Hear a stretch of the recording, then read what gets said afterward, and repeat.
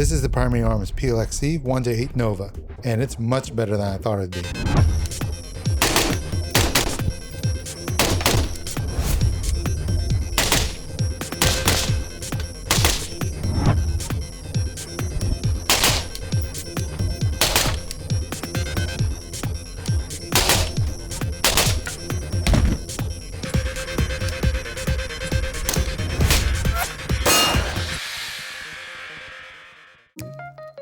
Hey, what's up fellas? Welcome back to the channel. So it's still here, sort of.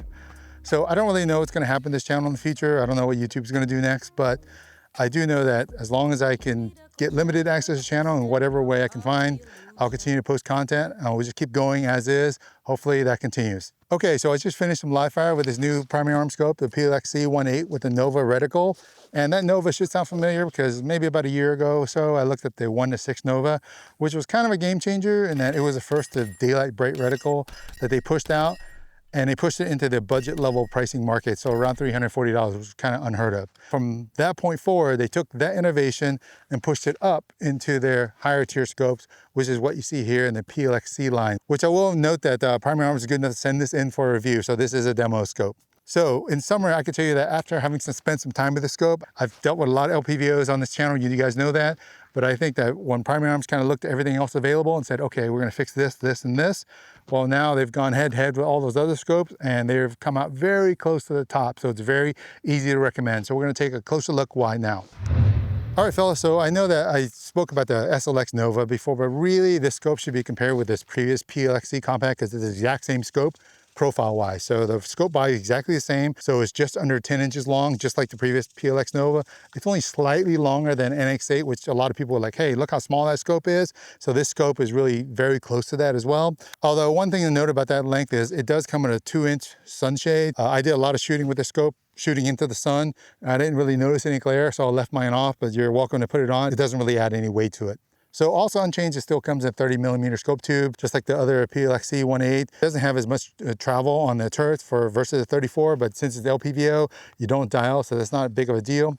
And also for 30mm, you know that it's gonna save you a little bit of weight when it comes to scope mounts. But more recently, you guys know that I've been running the antimatter scope switch because it allows me to adjust the scope ring without taking my hand off the handguard. It's been super useful for me for a lot of different shooting scenarios. So if you're interested in that, check out my video on the antimatter scope switch. It's very detailed. So having said that about the scope switch is a little bit heavier than most scope mounts. It's about 10 ounces total. With this scope, which comes in about 17, you're talking about 27 ounces on the gun. And I was running the scope in several matches and just noticing the weight when I'm running around the gun, I didn't really notice it. So I think it really balances well. So I don't think weight is going to be a deciding factor when you're looking at this optic. So now with the initial look out of the way with the profile mount, we'll take a closer look at the internals now. Okay, so when you're talking about glass quality, I think it's important to remember the difference between the SLX and PLX lines. So the SLX Gen 4 that we talked about earlier is coming from out of their Chinese factories. So that is their lower tier of glass. Lower tier doesn't actually mean bad because the Gen 4 glass is quite good considering its price.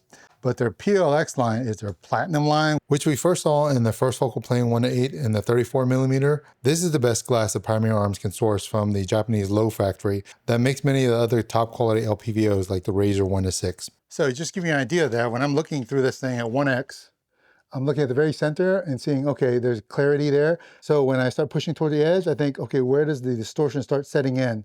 And when I look at the scope, you'd have to get almost to the very edge, maybe the last 5%, very similar to the Vortex Razor in how liquid and clear this scope is. For 1x, if you're running and gunning, you're not gonna notice any distortion in the scope whatsoever. And while we're talking about that glass and the 1x view, the second thing you will notice is how large the field of view is in this scope. Spec-wise, it's 121 feet, a little bit larger than the Razor 1-6. You couple that with bezel, which is actually very thin looking, very similar to the Razor. When you have a really thin bezel and a really wide field of view, that makes it really easy to shoot 1x at red dot speeds. Since I brought up the Razor 1-6, I think it's a really good idea to kind of just compare them side by side, so I'll show you that footage. It's very difficult to pick one over the other. That's how good the PLX Nova is. If I had to choose one, I said, hey, choose one of these for your run and gun needs, it's probably going to be the Nova just because it's a little bit lighter. So one thing about eye relief, since I mentioned earlier, is this does have variable eye relief. So basically it's going to start out much longer at 3.6. Then when it's zoomed in at 8, which is 3.2. Depending upon where your head falls into the cheek weld, you zoom out, you may have to move your head a little bit forward to see a full sight picture. Now the Razor, it has a constant 4 inches eye relief. So wherever your head lands, you don't have to move your head when you zoom up to 6. But on this scope, you may have to do that, although I set mine up to where it's about 3.2 already. So when I zoom up, I don't have to move my head. Speaking of when you're zoomed up, we'll talk about eye box real quick as far as the side-to-side tolerance. So if you're at 8x, it's going to be tighter than if you're at 6x versus the Razor. But what I did notice is that even when I was prone, when I got into position, I still saw the sight picture, so I wasn't really hunting for the reticle. If you're ever in a compromised shooting position, let's just say you're shooting it side prone, whatever, you can zoom up to 4. And I shot off a VTEC barricade or a stair step obstacle. Eye box was just fine. The sight picture was always there, no matter which way I rotated the gun. Outside of just 1x performance, if you zoom all the way up to 8x, what I'm noticing here is 8x is quite a beautiful sight picture. It's very clear from edge to edge. I like the detail, the color and the clarity. A little bit of distortion you saw at 1x kind of goes away once you get past 6x or so. To test for that is I just do a slow step test in 2x increments, starting at 2x on a 300-yard target, and I just zoom in 2x at a time. And usually in like lesser scopes, you see them like once they get to the very end of their top end range, they lose a little bit of clarity. You know, they get kind of warpy toward the edges, but on this scope, I didn't see that, so it kind of just held its clarity all the way through. The Razor did the same at 6x, so if you pair them side by side at 6x and 8x, this is very comparable, except this has more magnification. I've already said that a 1:6 LPVO is probably the best optic for AR type rifle, but the more I shoot at 8x, the more I like it, especially for 400 yards and beyond. Your first hit percentage goes up a lot just because it's easier to aim with 8x versus 6x. One last note I make about looking through it at long range is color fringing. So I'm not particularly sensitive to it. Now, usually color fringing appears light colored targets when the sun's hitting it. And in the test footage, you can see like you barely make it out on the edges of the white IPSCs. This is way better than like something like the NX8, which is also 8x on the top end. So this scope does a much better job controlling that. Finally, the last note I'll make about this optic, especially 1x, is the biggest change from the PLXC 1.8 to this Nova is the inclusion of a daylight bright reticle. As you guys may know, in the previous best LPVO video, we did pick the PLXC 1.8 with the Raptor reticle as one of the best optics for 2022. We did that knowing that everything else on the scope was executed perfectly, except it did not have daylight bright illumination, which was a disappointment. So now at 1x, you can shoot this optic just like you do with a Razor, target focused, and just using the red splash on the target and start pressing off rounds. Now in the previous reticle, which was not daylight bright, it was more like daylight red, it worked sort of if your target was white and you had plenty of contrast. But if you're pointing to a dark area or shadowy area, sometimes you would lose the center reticle. In fact, this reticle is actually so bright that when you put it up side by side against the Razor, it's actually a little bit brighter than the Razor. That's not to say the Razor is not bright, it is. It's just the Razor has a more fine point. But the primary arms blooms a little bit more, so it covers a larger area.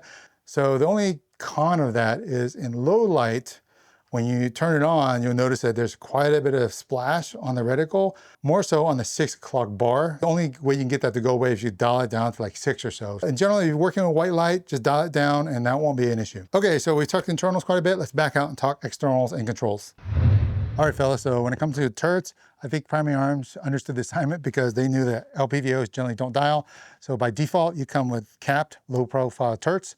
However, primary arms went the extra mile and then they said, hey, you know, we're gonna give you a choice. If you don't like low profile capped turrets, you can swap out the turrets, take the caps off, and we'll give you an exposed tactical turret. It's a little bit taller, has knurling at the top for your spinning, for you guys who like that. So I prefer low profile caps, so that's what you see here. And once you have the caps off, working the turrets is actually quite nice. The clicks in between are very tactile, very easy to see and feel and hear. So they're very precise 0.1 in between them. My only criticism about the turrets is the paint scheme they use is a little bit too thick. The font's a little bit too thick. So especially on this FDE bronze, kind of hard to read the numbers sometimes. If they would have used something thinner, I would have preferred that.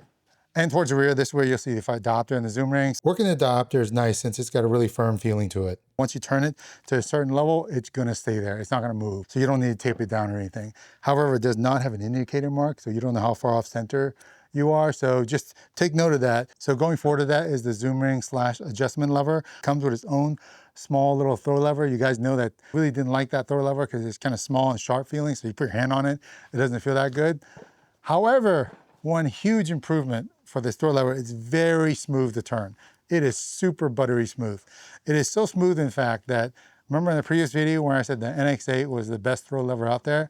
Well, after having spent some time with this one, I think the Primary Arms 1.8 is the best throw lever out there. This should be studied by all the manufacturers, and this should be a goal that you guys can work towards. I have it paired with the antimatter scope switch.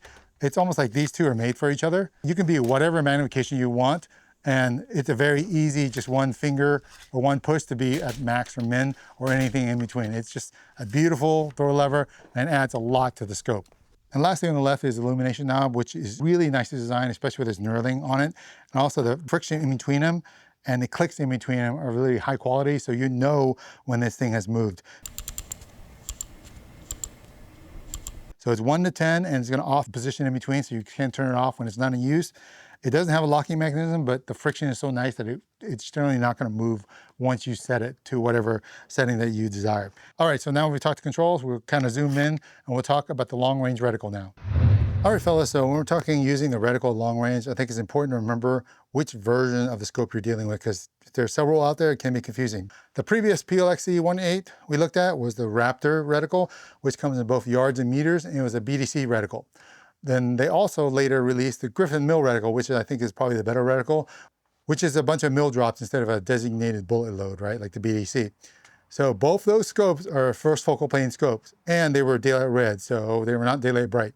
So you really had to use an offset red dot if you're going to shoot really fast in 1x. So fast forward to this scope, which is the 1.8 Nova, and this is in the second focal plane. So remember, second focal plane scopes are only accurate for their holds at maximum magnification. So it's only 8x, right? Versus the first focal plane scopes, which are accurate at any magnification. For this type of reticle, which is a crosshair and second focal plane, where it works best is my priority is going to be short range targets with a daylight bright reticle. Shoot those quickly, then spin up and have long range capability without the full featured reticles of the first focal plane scopes. In second focal plane at 8x, you still got a very thin 1 mil wide crosshair, so you can shoot very tiny groups with this.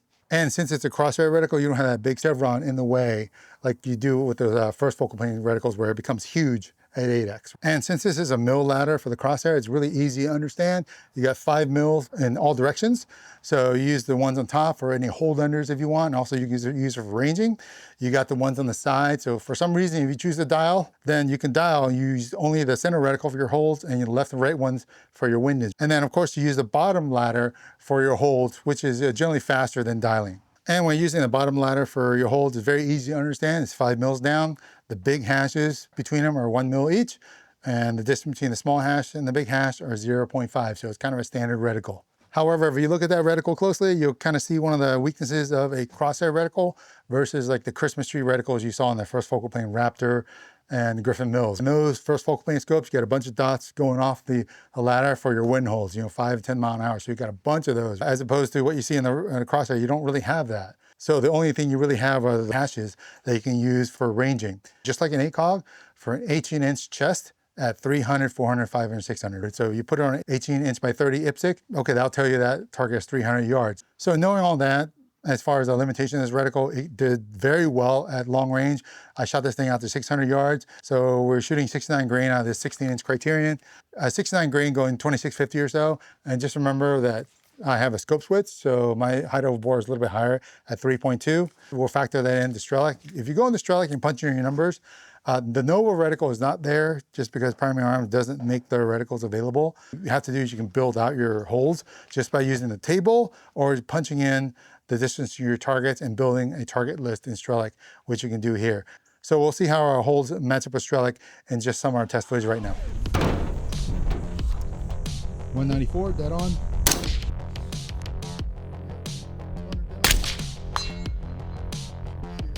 317, 1 mil down.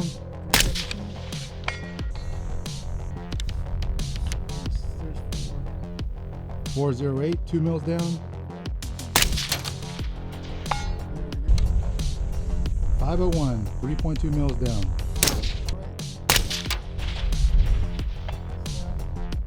585, 4.5 mils down. All right, fellas, so for final thoughts, to tell you the truth, when they first announced the scope and I said, hey, 1 to 8 in second focal plane with a Nova reticle, that doesn't sound like a scope that I should get really excited about. But after having spent some time with this scope here, I can tell I was wrong, because really it offers much more than what's available out there right now. It's got more magnification than the Razor 1 to 6, and it's lighter.